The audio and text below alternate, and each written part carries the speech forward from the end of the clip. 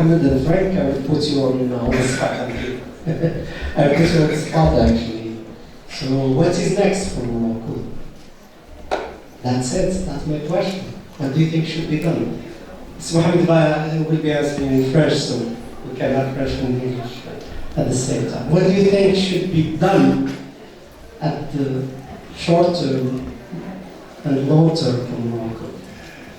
Parce que les maladies sont une affaire globale et il faut oublier l'idée de Maroc avec un grand mur contre le reste du monde. Et si on peut casser cette mur conceptuel qui s'appelle en anglais Not Invented Here, on peut utiliser les compétences, les recherches mondiales sur les grands sujets pour combattre les maladies et les conditions humaines qu'on peut adresser. En particulier, les sujets de genomics et des autres choses, et aussi participer dans le projet contre l'antimicrobial resistance. Je vous ai donné le contact avec le chef de stratégie en Angleterre qui travaille avec un des 6 représentants sur le comité mondial contre cette chose. Parce que si l'antimicrobial resistance arrive en Afrique avec la mal-utilisation des médicaments, on va perdre beaucoup de personnes à cause des choses simples. So, c'est mon idée.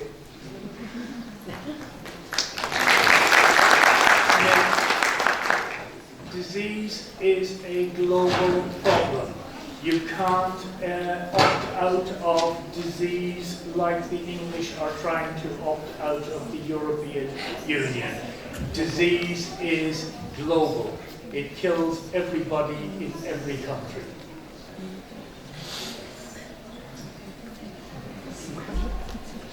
Moi, donc, en fait, ce qui me concerne, je vais peut-être commencer par quelques idées plus concrètes, ce qu'il faut faire justement pour développer l'écosystème, que ce soit au niveau formation des compétences dans le domaine du biomédical, mais aussi dans la partie recherche, innovation.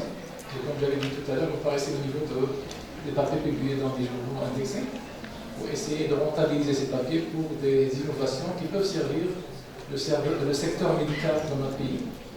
Je crois aussi que le networking, la coopération internationale est très importante. D'ailleurs, c'est un exemple qu'on a aujourd'hui.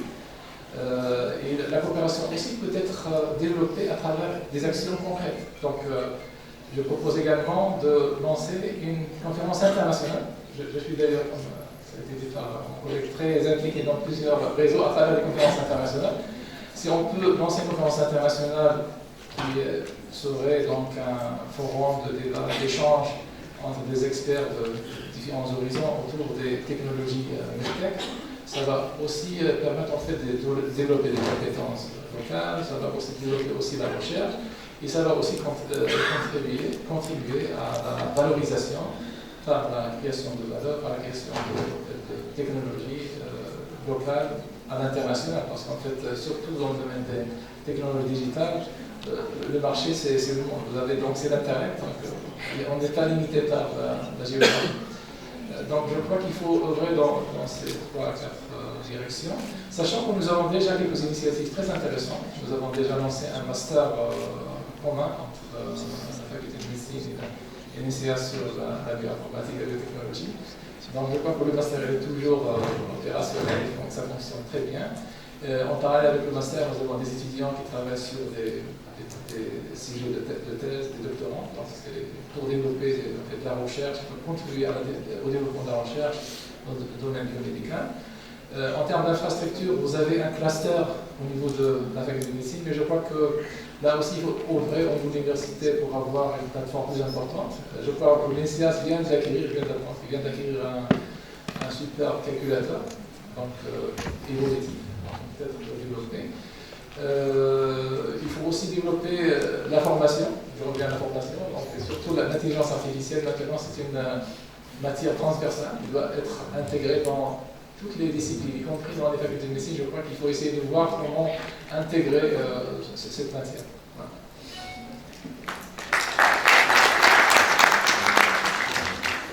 Dans le même sens, je veux juste partager avec vous deux informations.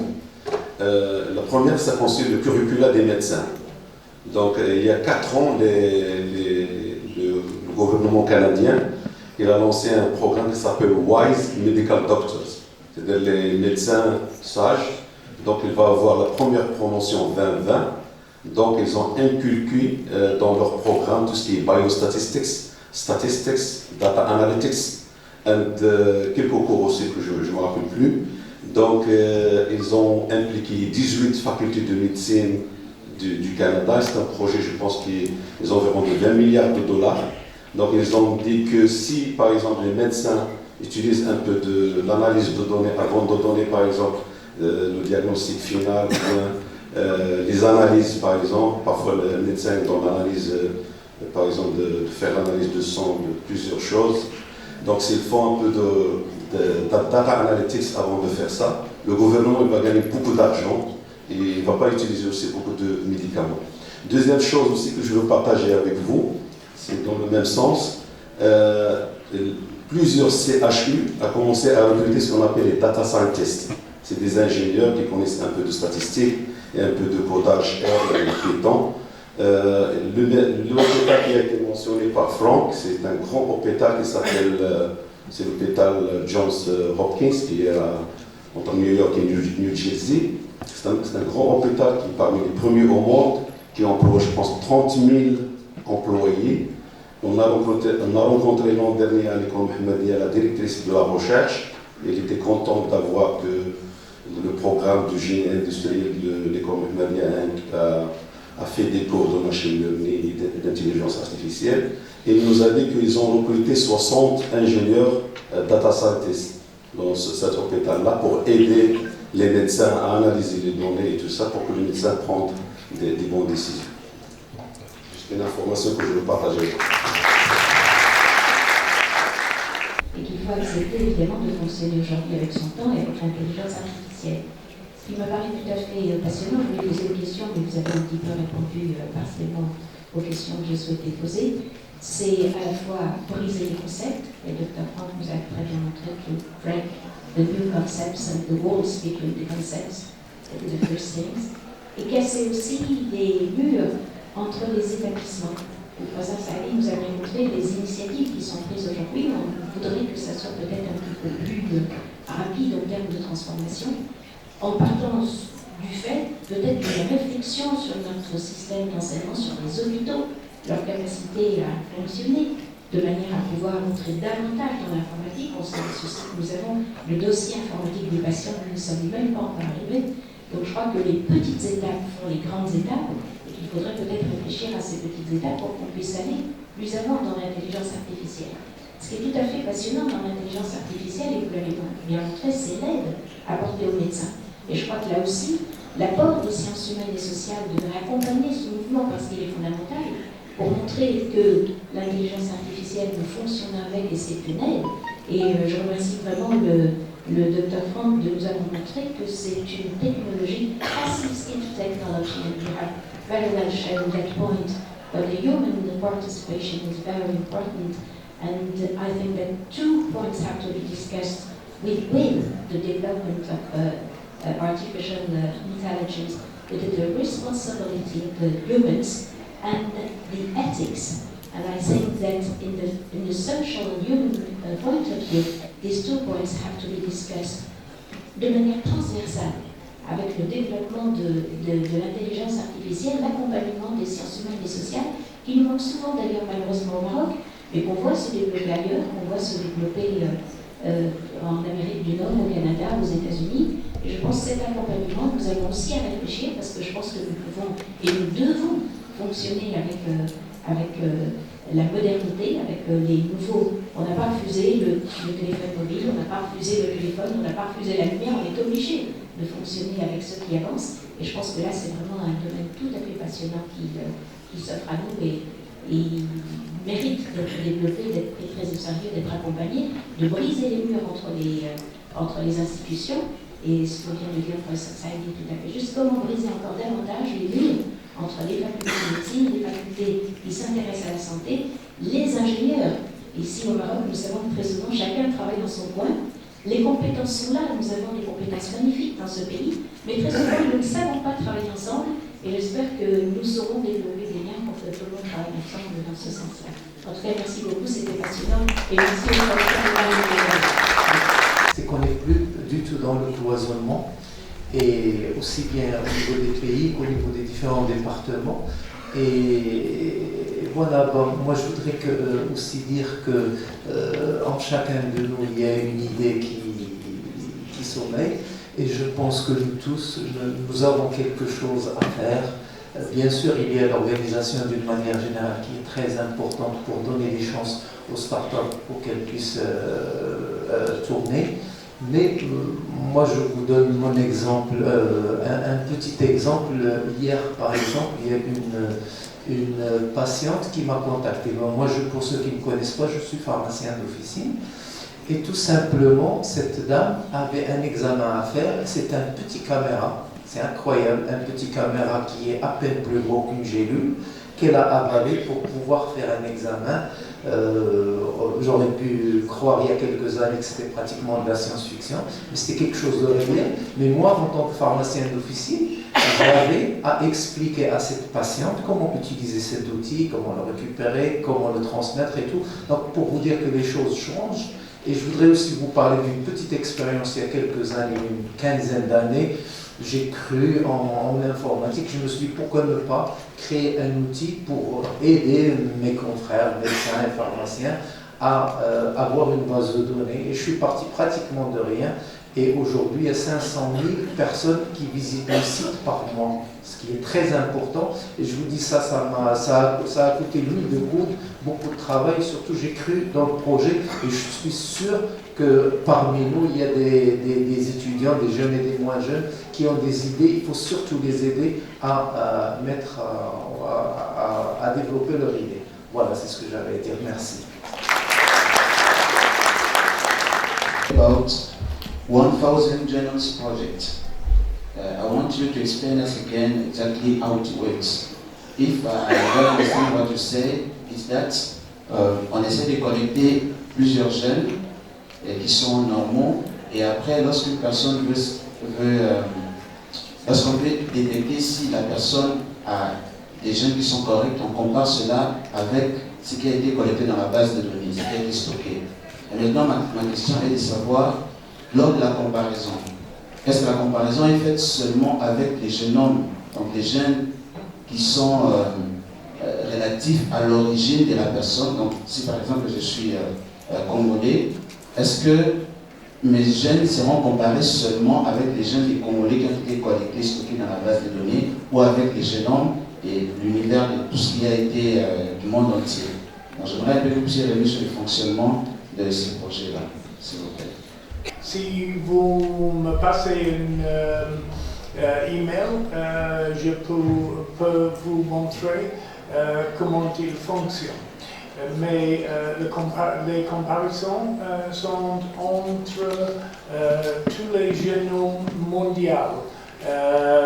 Parce qu'il y a des choses qui se passent en Japon, qui se passent dans le Congo, qui se passent en Nigerie, qui se passent en Irlande, et on peut faire une comparaison entre le génome irlandais, le génome japonais, le génome congolais, pour identifier les différences entre eux et d'avoir un exemplaire médian pour chaque population qui peuvent identifier les différences entre les individus dans chaque pays.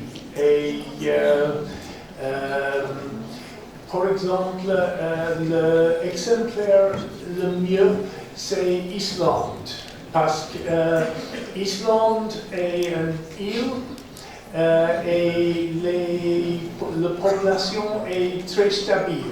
Et on peut identifier les pères, les grands-pères et les ancêtres dans les cimetières et identifier la chaîne d'héritance en Islande. Et ils ont utilisé 10 000 personnes en Islande pour identifier les variations sur le reference génome islandais. Islande est un très bel exemplaire parce qu'ils sont très protestants. Ils ne jouent pas les jeux de chambre,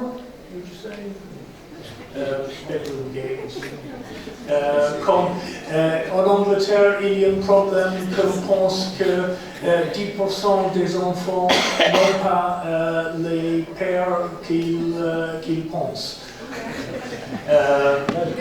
Sont les jeux de chambre. Mais en Islande, à cause qu'ils sont très protestants, très réglés,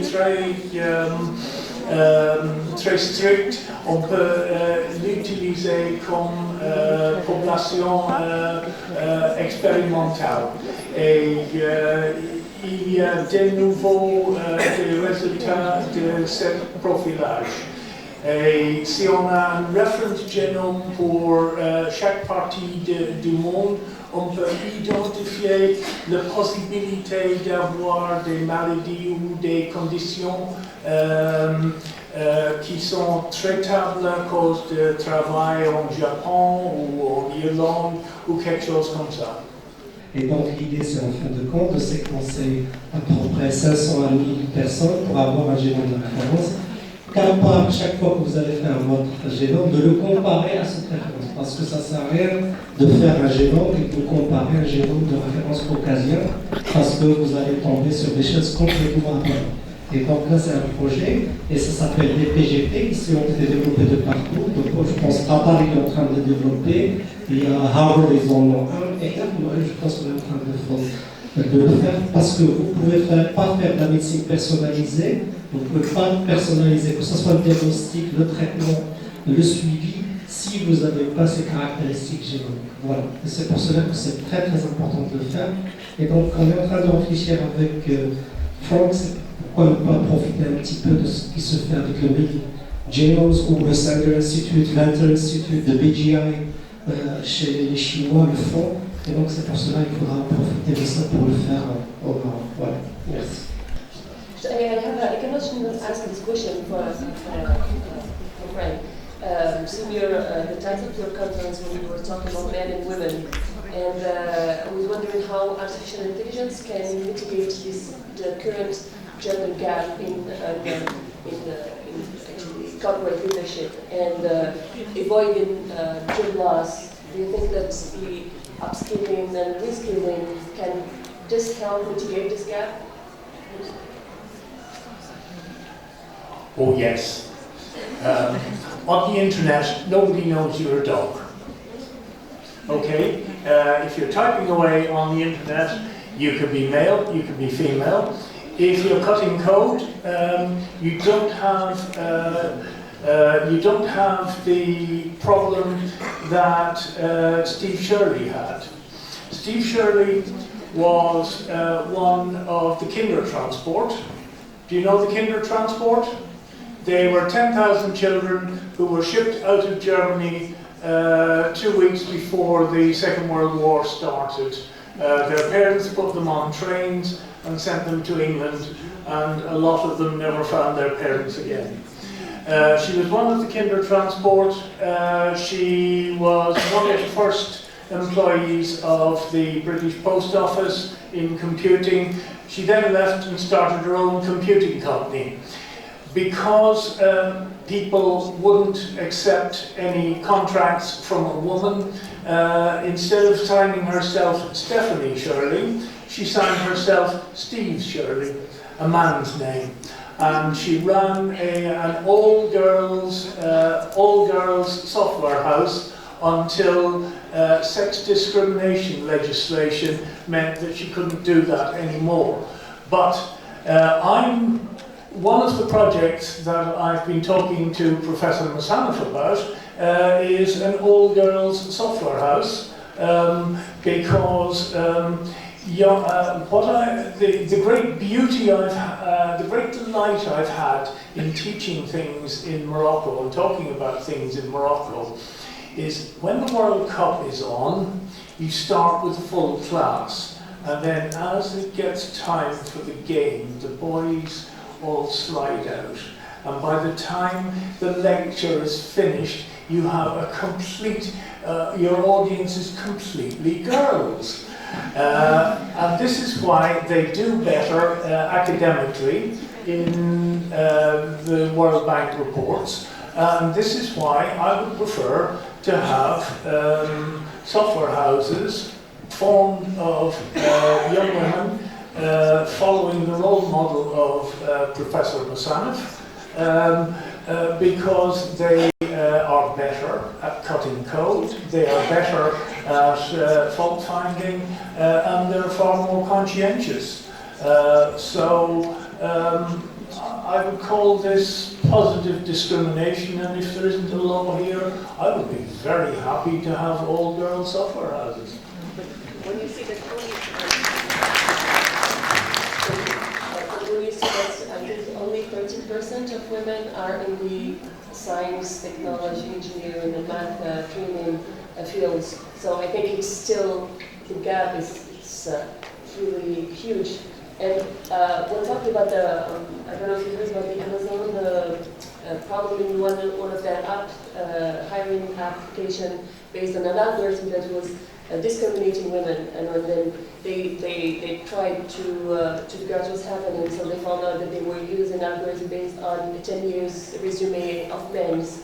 Yep. So it's still discriminated. I mean, it's the device data in the beginning are really very important because of that. If you are discovering that using old data is generating a biased learning pattern, tweak the algorithm to discriminate in the opposite direction. It's called compensation, and it's crude, but it'll work. Je remercie mes bibliothèques pour cet événement qui est énervant, innovant et promis de son nom. Je remercie nos chers professeurs. Et ma question est la suivante. Est-ce que la artificial intelligence, avec ce développement qui est exponentiel, est-ce qu'il y aura un remplacement de l'homme par la machine et par le système? Par exemple, le traitement d'image, le traitement d'informations, par exemple, est-ce qu'il y aura un remplacement des médecins biologistes, des médecins qui sont histologistes et des médecins radiologistes? Est-ce qu'il y aura un remplacement de ces spécialités par la technologie et par l'artificial intelligence? Merci. En fait, c'est un très long débat aujourd'hui, aussi le future of work. Il y a plein de comités qui étudient cette question, que ce soit au niveau de l'organisation internationale, que ce soit aussi de la Banque mondiale, des organismes internationaux qui sont en train de débattre cette question. mais il y a déjà quelques idées par rapport à cette question. Donc, on parle d'un certain nombre de métiers qui vont disparaître à cause de l'intelligence artificielle. Il y a certainement d'autres métiers qui vont apparaître. Mais ce qui est sûr de l'intelligence artificielle, donc, il a un rôle dans l'optimisation, l'amélioration des processus dans différents métiers. Nous avons vu dans les deux présentations quelques exemples, par exemple dans la radiologie, la performance de l'intelligence artificielle dans l'analyse des radios. Donc c'est un outil très important qui peut peut-être accompagner les radiologues dans notre travail. Mais certainement, je crois l'intelligence artificielle pourrait facilement remplacer un certain nombre de métiers. J'ai vu hier même en Chine des juges sous forme d'avatar. Je ne sais pas si vous avez vu les vidéos qui circulent. Vous avez des juges sous forme d'avatar. On avait vu aussi auparavant des journalistes qui présentaient des news sur la télévision sous forme d'avatar. Vous avez des exemples concrets qui vous montrent en fait à quelle frontière on peut arriver justement grâce à l'intelligence artificielle. Donc il a un pouvoir extraordinaire pour automatiser un certain nombre de métiers, concrètement. Et là, donc, on peut parler d'un certain souci par rapport à la disparition d'un certain nombre de métiers. Mais je crois que le rôle des humains est toujours important, surtout sur les soft skills. Donc, c'est le point fort, justement, dans le cadre de cette transformation digitale renforcée par l'avènement de l'intelligence artificielle. Donc, plusieurs études, ils ont souligné ce point-là, donc tout ce qui est intelligence émotionnelle. Donc là, je crois que les machines n'ont pas vraiment donc, un pouvoir qui dépasse les compétences des humains. Avec l'autorisation du professeur Ibrahimi, je voudrais juste prendre quelques secondes parce que cette question est une question tout à fait passionnante et c'est une question hautement humaine. C'est vraiment la question que les êtres humains se posent aujourd'hui sur l'avancement de l'intelligence artificielle. Est-ce que l'intelligence artificielle va remplacer l'être humain? Il y a deux questions. Est-ce que les professions vont se modifier? La réponse est oui, bien sûr. Et là, je parlais des sociologues tout à l'heure. Les sociologues, il y a une branche de la sociologie qui s'appelle la sociologie des professions, qui montre très bien comment les professions évoluent, comment l'avancement technologique modifie les professions. Et là, évidemment, si les professions vont se modifier, la réponse est oui. Maintenant, est-ce que l'intelligence artificielle va remplacer l'être humain? La réponse est non. La première chose, et je pense qu'on peut tout à fait d'abord, l'intelligence artificielle est inventée par l'homme. Et puis, comme je disais tout à l'heure, je pense qu'il y a deux dimensions que l'intelligence artificielle ne pourra pas prendre en compte, en tout cas dans l'état actuel des choses. C'est comme je disais tout à l'heure, la responsabilité. On peut automatiser, mais est-ce que la responsabilité va être déléguée à l'intelligence artificielle? Je ne pense pas. Le deuxième point, c'est l'éthique. Est-ce que l'éthique aussi va être prise en charge par l'intelligence artificielle? J'ai assisté il y a quelques jours à Paris à une conférence. C'était le congrès français de rhumatologie. Je suis rhumatologue. Et les rhumatologues avaient invité un pilote de chasse de l'armée française. Et ce pilote de chasse nous a fait une conférence remarquable. Il nous a montré comment l'intelligence artificielle aidait l'armée aujourd'hui, et notamment les pilotes de chasse. Il nous a expliqué le rapport de l'être humain avec la mort, puisque dans l'armée, la relation avec la mort est prédominante, puisque les militaires peuvent à la fois recevoir la mort, mais peuvent aussi la donner. Et il nous a expliqué qu'ils ont l'obligation de consacrer au moins 30% de leur entraînement en situation de non-assistance par l'intelligence artificielle. Il nous dit aujourd'hui, nous fonctionnons avec l'intelligence artificielle. Évidemment, ça améliore beaucoup de choses, mais il y a deux situations. Lorsque nous n'avons plus rien, lorsque l'appareil est détruit, lorsqu'il y a une panne, qu'est-ce qu'on fait? Et donc, ils ont l'obligation de 30% de leur entraînement sans intelligence artificielle. Et deuxième point, il nous dit sur le plan éthique, lorsque nous avons une mission que nous devons donner la mort, nous ne la déléguons jamais à l'intelligence artificielle, parce qu'il peut y avoir des erreurs. Et il y a aujourd'hui aussi toute une littérature qui se développe sur les erreurs de l'intelligence artificielle, et on peut en tout cas comprendre, en tout cas il faut espérer, que l'être humain garde une place dans le maniement de l'intelligence artificielle, parce qu'autrement c'est toute la définition et la philosophie de la mort, et bien au-delà, je n'aborderai pas tous les autres aspects, ils sont multiples, mais en tout cas c'est un champ tout à fait passionnant et qui amène à une réflexion très approfondie et superbe, et on entendra encore parler. Mais ce militaire parlant de médecine au sein d'un encadrement médical de très haute tenue, et le discours qu'il a tenu, moi, m'a vraiment, d'ailleurs j'en ai parlé au professeur Ibrahimi, m'a absolument ébloui parce qu'il y a une réflexion sur l'être humain, sur la mort, sur recevoir la mort et la donner, et sur ces deux dimensions qui, à mon avis, sont absolument fondamentales, qui sont la responsabilité de l'être humain et la dimension éthique, et ça paraît fondamental. En tout cas, merci beaucoup pour cette très belle question.